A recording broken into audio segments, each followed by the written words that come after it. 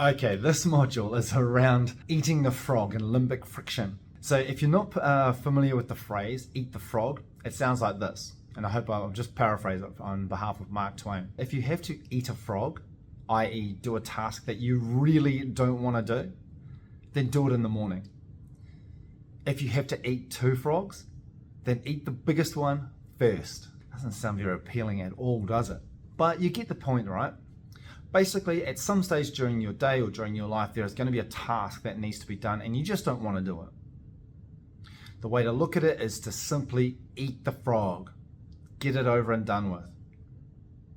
Now, there's actually quite a lot of science that supports eating the frog in the morning too, believe it or not. I'm a massive fan of Andrew Huberman, and you'll hear me reference him throughout a lot of the course modules.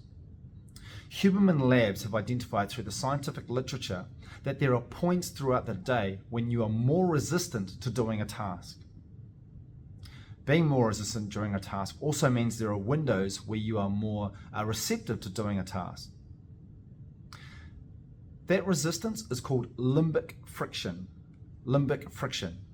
Now, they've identified that first thing in the morning for the first 8 hours of your day, that's when you're most likely to have be successful in doing the task because you have less limbic friction.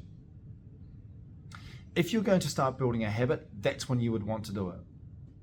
If you're going to do a task, that's when you would want to do it because that is where that is a point in your daily cycle and within your own brain where you have less of that friction. So you're more inclined to not only do it, but succeed at doing it as well. There's some great reading that you can find on Huberman Labs, Huberman, that's Huberman Labs, around limbic friction. But once again, just to recap that and to simplify it, is that if you have to eat a frog, eat it first thing in the morning.